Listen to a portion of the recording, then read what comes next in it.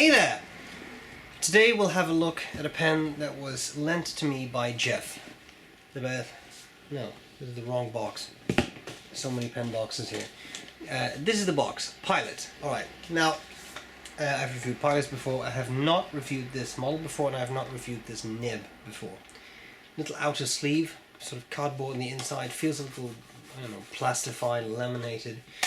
And you have a simple plastic box. I think this little card has information about the pen, because I think it has the, I think I recognize the Japanese character from medium nib and such, so medium on there. And there is a little flyer which has filling instructions and simple stuff. That's just simple plain box. As to the pen itself, this is the Pilot 742. And it is interesting, custom 742 I should say. It's interesting in particular because it has the Falcon Nib. Falcon Nib, an elastic nib, so it's springy, and that elasticity has been attained by cutting out parts of the nib. I'll show you that in a second. I'm going to cover the parts of the pen. I'll tell you what I like about it, what I don't like about it, and then I'll do a writing sample. Let's start with the parts of the pen. We have a finial, which is black. We have the clip, it says Pilot, and it has the ball. Ball makes it very easy to slip into shirt pockets or pen pouches.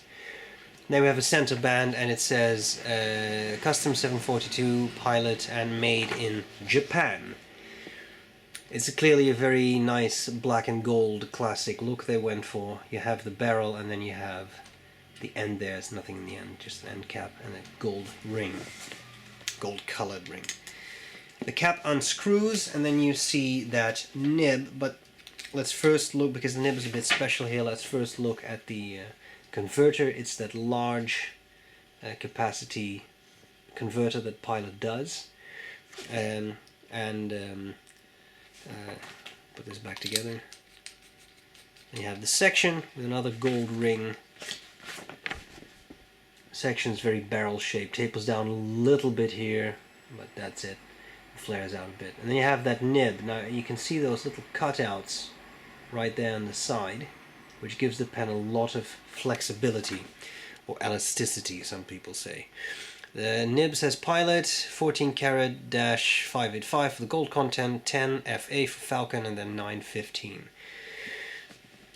Almost forgot, but this is a very stiff clip because the ball kind of works. Sorry, back to the nib. So they have it simple plastic feed, and that's all there's to it. What do I like about the pen? What do I not like about the pen?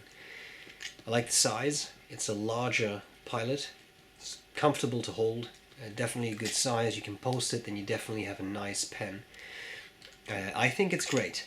It looks classic. I think this is about Mont Blanc 146 size, so that's about the size you have here. So a nice larger pen. I like the idea of this. People love flex nibs, so it's nice to do something with that.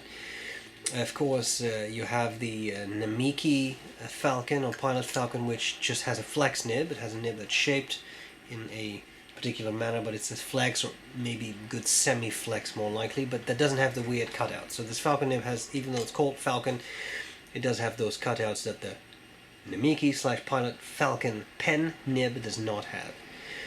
Okay, so I like all this. The price, usually Japanese pens are excruciatingly expensive in Europe. Nobody knows why, but whereas a pen can cost $150 in the US, can cost 600 euros here from Pilot or Platinum. I really don't understand why, but in any case, I shopped around a bit. I found this pen for $150 on Amazon. List price $400, Amazon price $150. So that's what you're looking at. What do I not like about the pen? I have severe issues making this pen write, and the owner told me that he recommends putting an Iroshizuku ink in. That seems to work best.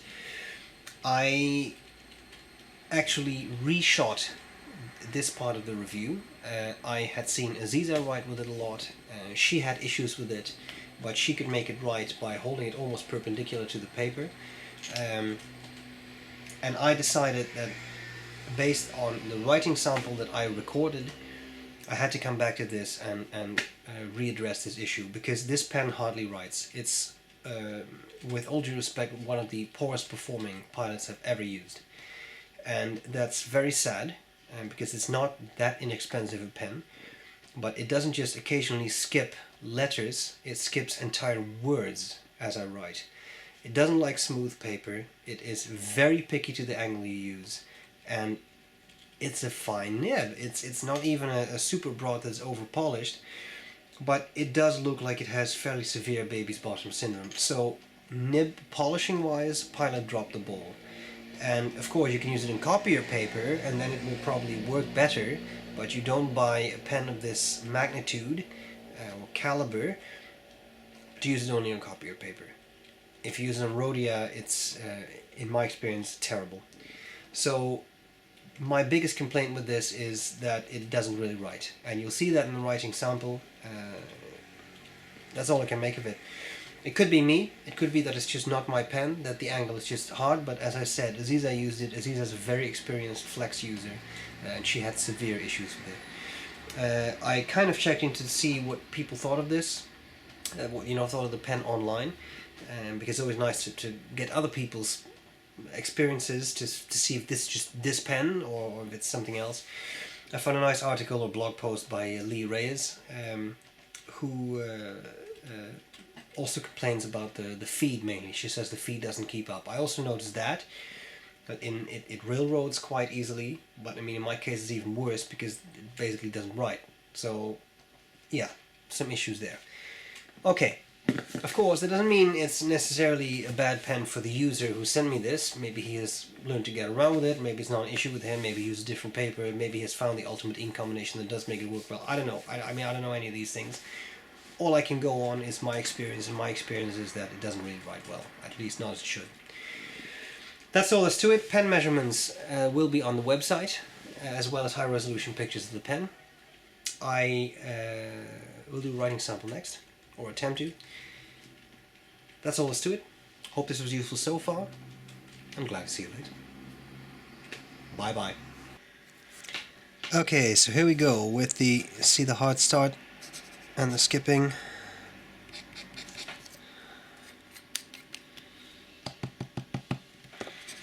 The Pilot Custom 742. This is the Falcon Nib. Let's do a bit of normal writing.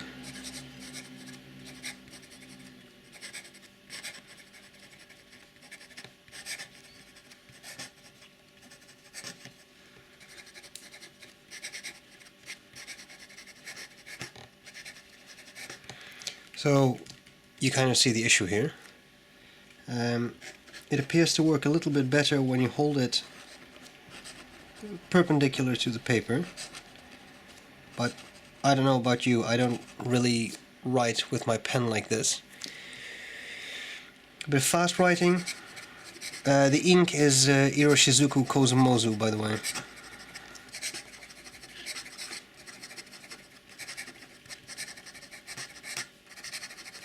Okay, so serious skipping. There is enough ink in the converter. I mean, it's running a bit low, but this should be enough to supply it with ink.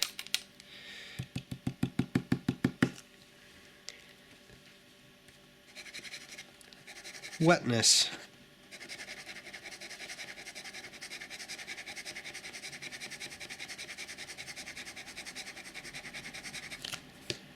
Fairly wet, which is nice.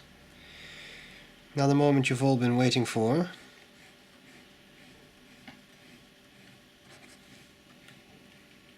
You can see there's definitely a lot of flex to be had, if it writes, of course. So you can definitely squeeze out some decent line variation, that's for sure. But the nib is fairly terrible.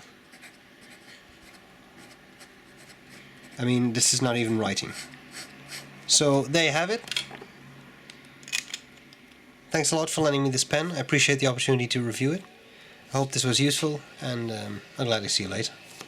Bye bye.